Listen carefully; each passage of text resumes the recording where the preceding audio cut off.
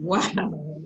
Well, first of all, growing up in Austin, Texas, went to John H. Reagan High School. And, you know, you couldn't, if you played basketball and you were a girls basketball player and you didn't know about the Lady Longhorns, something was wrong with you. So my first introduction, obviously, was growing up being a Lady Longhorn fan. Obviously, you played for the Lady Longhorns. And then as I, you know, started playing a little bit more organized basketball, I had the pleasure, and I still have those sneakers, by the way, of actually being on your team. You were my coach. I had some Adidas, and I actually had you autograph my Adidas, and my mom still has those at her house. So between that and then I think a couple of days earlier this week, Clarissa Davis had posted a video, and so I gave you guys a shout out because obviously, you know, that team was a fantastically entertaining team to watch. I had the pleasure of meeting you, Clarissa, Bev, and then I think I pointed out the fact that CJ Jones, I saw her in J.C. Penney's. I remember I was with my mom, and I wanted to go up and get her autograph, and I was too scared to do it. But once I went to that first Lady Longhorn game, honestly, I was hooked because I could not believe, wow, like y'all were out there playing basketball. I truly just started playing just because, you know, it was a schoolyard game. I just wanted to do something. I actually grew up playing 21 knockout. I didn't even play organized basketball until I returned home and started playing in middle school. So yeah, Lady Longhorn fan. I'm not gonna hook them for you, but yes.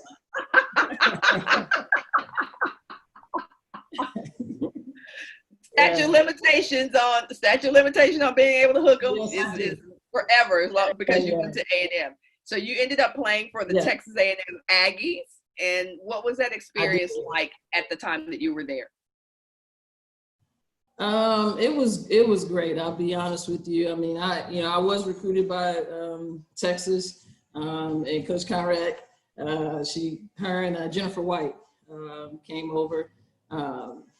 What really kind of led to my decision to go to A&M, quite frankly, was I was a two-sport athlete. My senior year, I just won the 100 meters in state, and A&M presented the opportunity for me to do both. And then on top of that, I have a twin sister who had gotten accepted to A&M. So my grandmother, rest her soul, if she had it her way, we would be together till we were 60 years old. So I ended up going to A&M. It was fantastic for me because I actually came in with 4 other freshmen that were awesome. At the time, we signed 2 6-foot posts, and Martha McClellan and Kelly Cerny. Martha coming from Duncanville hadn't lost a game, you know, and then obviously from Dallas, representing Dallas, Texas, and DeSoto, Lisa Branch. So we came in with a winning spirit. A&M was building. I think I was also attracted to the opportunity to actually be a part of building something, which we did, right? Mm-hmm. So freshman year, took our hits and looking around the room and saying, what is this? All this losing, what is going on? You know? So we came back, worked harder, and we're fortunate enough to actually go through the first round of the Southwest Conference. I remember it because our guys were doing it at the same time. They went through the first round of the SWC, undefeated, something we had never done. We beat Texas and we beat Tech. And then that kind of led us to our 20-win season and first NCAA appearance. Wow, that's amazing. It was exciting, man. That was pretty cool. Thinking about that because I know what it's like to be a part of something building and having big dreams and big goals and wondering how you're going to get there. And then you got the Nemesis, the team that always wins stuff, and then you beat them, and then you're like, hey, like, okay, all right, we're doing this. Yeah, we're doing this. Yeah. So that's cool. So who were you playing for at the time? I signed and played for Land. Okay. Yeah. And all right. And she's an amazing woman. I think, you know, her record speaks for itself. I was fortunate enough to have been coached by her, and then later on as my career progressed, to learn from her from an administrative standpoint. So, yeah, pretty which cool. is what I wanted to talk about. When you were playing basketball, what did you think you were going to do when you finished playing basketball? I knew I was going to work in sports. I knew that for certain because that was something that I wanted to do. What I didn't know is what I was going to be doing in sports. I knew that I didn't want to coach. Coaching is a very difficult job, and I know myself, having been a defensive specialist, defense requires effort, and I'm not one to, I can't yell effort into someone, and yeah, so I definitely, coaching was not something that I was interested in doing. I knew that I wanted to travel, and I knew that I wanted to work in sports. Originally, I thought I wanted to become a sports agent. Negative. so I actually started my career in athletic compliance just to try to get a foundation of college sports, and I did. And that led me a variety of different ways. So. Yeah, how did you get into compliance? Because one of the things I'm going to use this video for is I'm doing a summit called Athletes Who Mean Business. And one of the biggest questions I get from athletes is, how do I transition into something other than playing my sports? So how did you get into compliance? Well, my major was sports management. And so at the time that we had to select our internships, at that time, what was really hot was selecting those internships that allowed you to go work in health clubs and stuff like that. And I really wasn't interested in that. I ended up doing my internship with the athletic compliance department at Texas A&M. Okay, all right. So you leveraged those relationships. Mm-hmm. Yeah, absolutely. I feel like I was fortunate because I worked with one of the best in the business, David Batson, who's now at the SEC, but learned a lot from him. And I think just diving into that NCAA manual and realizing that there's a lot of stuff that governs the decisions that are made and governs the way that people move, right? The moves that are made. So, and I liked it. It was administrative. I am a self-identified introvert, yet I am socially extroverted, right? So working in an industry that allows me to work independently, but yet part of a team kind of when I want to, was attractive to me. And quite frankly, if you take a look at most of the job descriptions on the NCAA.org site, that little phrase, working knowledge of NCAA rules, I would honestly tell you was beneficial to me because I did have a basis for it, right? So yeah. All right, so how'd you get into athletic administration? At what point did you decide that you wanted to become an AD, and how did you know that you had what it took to do that? Interesting, because I did not know that that's what I wanted to be. And I kind of feel like with everything, what really drove me, quite frankly, was just not wanting to fail, right? So I have a very strong work ethic. In anything that I tried, I want to be good at, right? So from compliance, I went and I became a director of basketball ops because I felt like, to me still, I would say is a very ideal job because it allows you to be as close, for me, it allowed me to be as close as I wanted to be to the sport, but still have that administrative component, right? Mm-hmm. At the time, the instability of it was not attractive to me because obviously if the head coach goes, a lot of times that goes, right? And that's when my dear friend and spiritual mentor, all greatness, called me up and said, hey, we're bringing a team to San Antonio. Would you like to be a part? And so I hopped from the college world and went to the WNBA and started working with her. And then from there, reached back out, wanted to get back into college. And I accepted my first position at a conference office. And then I was in the conference world for almost 20 years. Yeah, I remember. I mean, I talked to you and you're all like, you're doing what? Doing what? And that was it was exciting. Yeah, it was very exciting because first of all, you don't see a lot of women ADs at the conference level. And you certainly don't see a lot of people of color, African-American women at the conference level. So what was that experience like? What specific challenges did you have? Well, I think for me, first of all, was just learning it, right? And understanding the role of the conference office in the overall governance structure of collegiate sports. The connections that are made, I met some fantastic women that were senior women administrators. And I remember when I was appointed the senior woman administrator, my first call was to Lynn Hickey. I was like, what is a senior woman administrator, right? Yeah. And it's not a defined role. It's not a position that you hire into. It's more of a designation. But sitting in that role and accepting that appointment, I really felt like I carried the responsibility of representing in those rooms, right? Because there are 31 Division I conferences, but at one given time, you might be one. I think at one point it was maybe 4 of us in the room. You know, at one point. But I mean, honestly, I think it just goes back to the good thing about it is that collectively, what you saw around the room when I first got there were a lot of former student athletes, former coaches, right? Rarely in that room anyway, did you run up against someone that had no sports background, right? So a lot of times you were in the room with somebody that you played against, maybe you know, had a coach that coached against you. So there was a natural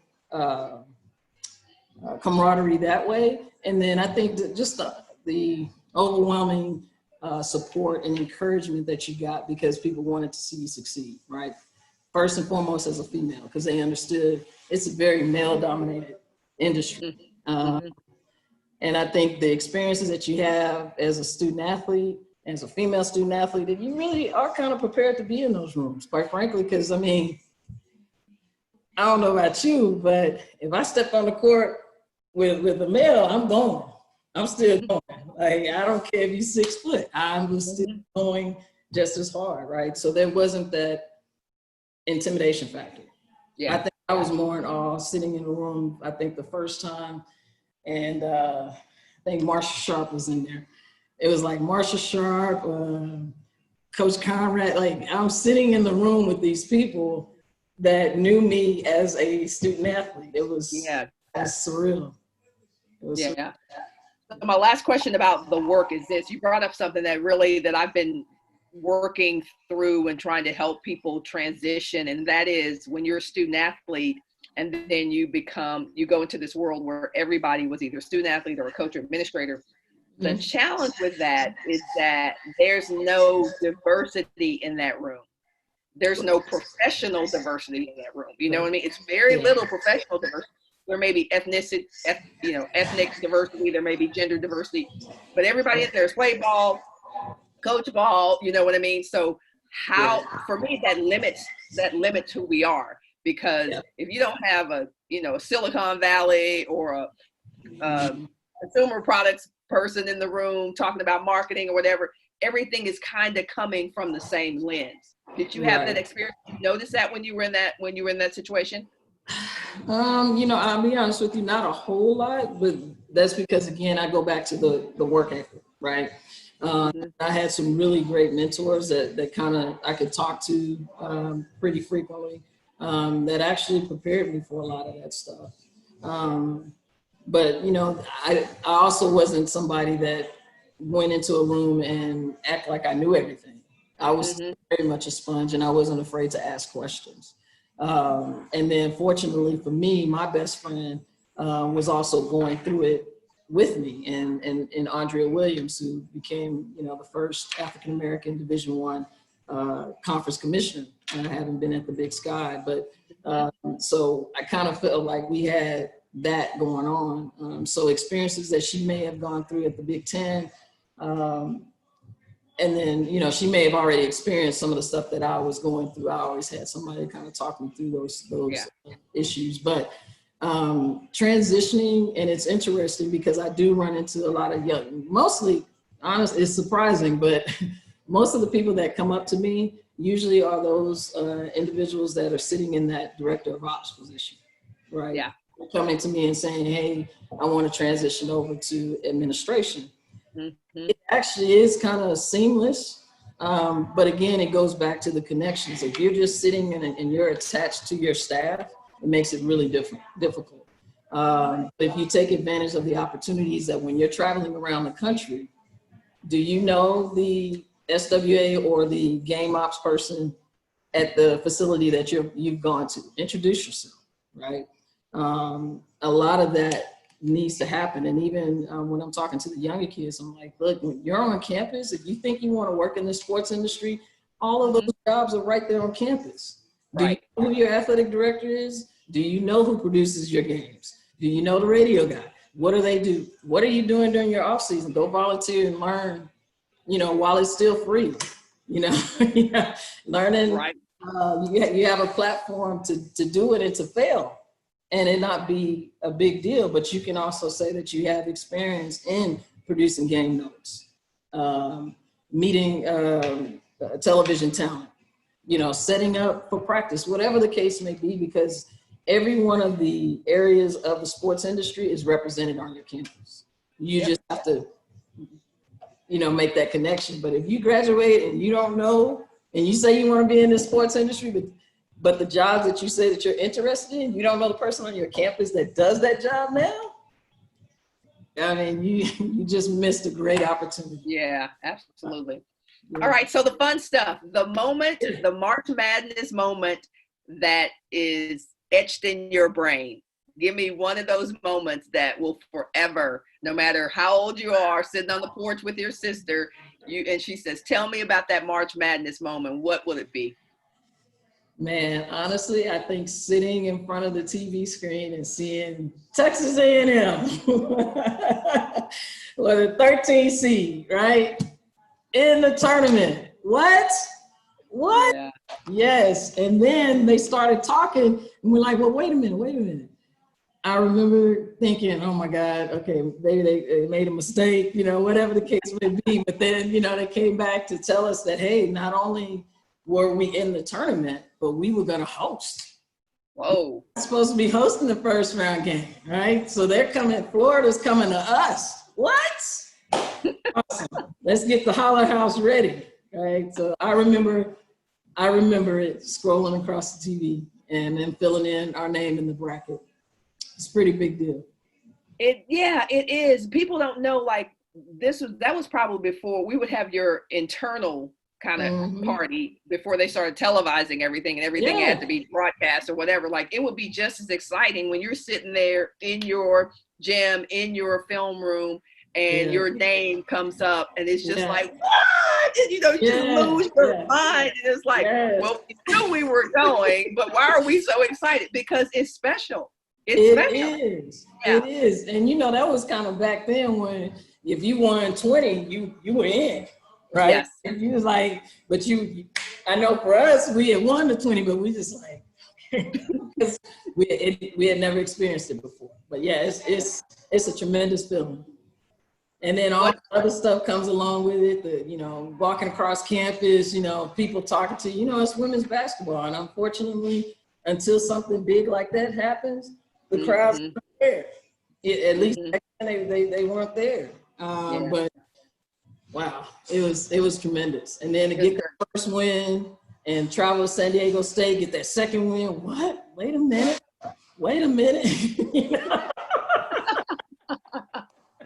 Then we're making all kinds of requests. We're like, hey, we want the Yale leaders out here. Okay, they made it, right? Amazing. It was awesome. That's great.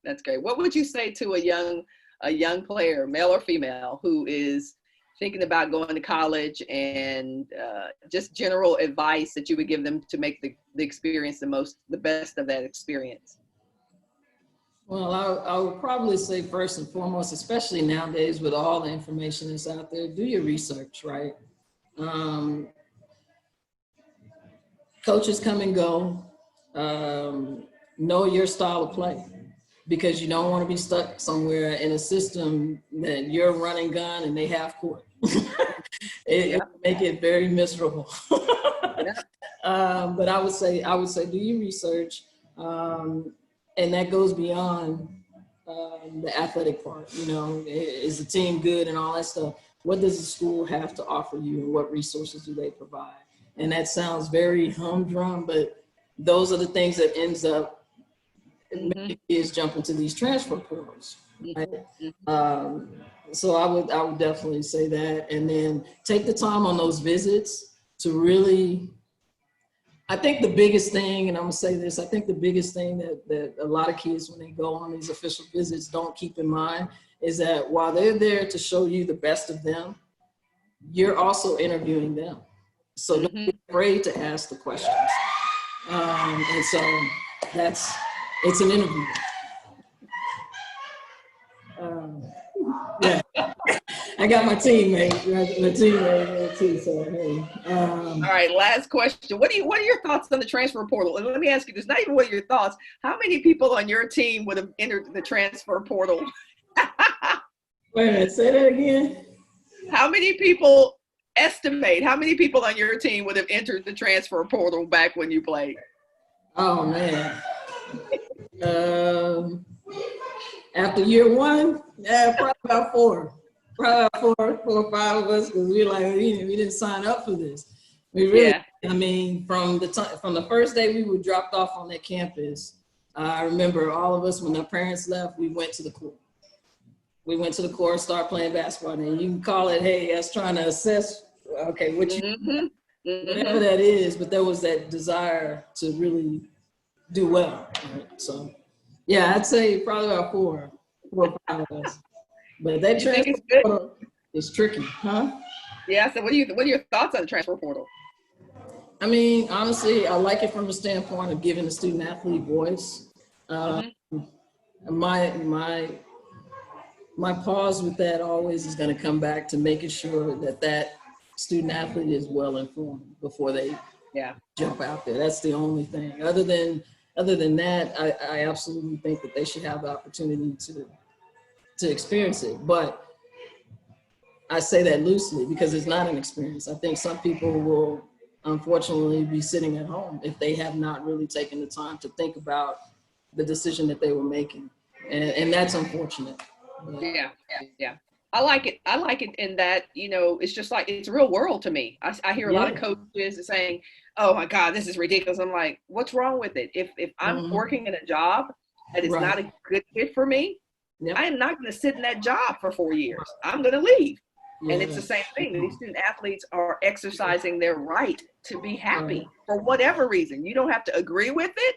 You don't have to, might not be your choice, but it gives them the opportunity to say, you know what, thought this was going to be a good fit, not a good fit, I'm going to move on. Right, and that's why it goes back to doing the research on the front end. It really does, but, I think it's interesting because women tend to be more brand loyal, right? So we weren't transferring at the rate that we tend to now. And a lot of that is because I think, kids are committing sooner. And that pressure to be, you're D1, I want to go D1, all that. Sometimes, you know what? When the dust settles, you get all your needs met at a nice Division II school. Yeah. And that's okay. Because to me, like I talk to the kids, is to get the diploma. Have college experience, but get the diploma. All right, last thing you're going to say, my name is Donyale. Say your first and last name, and you played at the University of Texas. And whatever you want. Wait, my bad. Oh, that's blasphemy. Really? You going to do me like that? You're not going to do me like that. Wait a minute. That was totally honest. That is hilarious. And I'm leaving it in. But say my name is Donyale. My name is Donyale Canada. My name is Donyale Canada, like the country. I played at Texas A&M University, but I'm a gig 'em horns. Thank you. Fran. That's as good as you gonna get. I love you, Fran. Love you too, girl. Good to see you.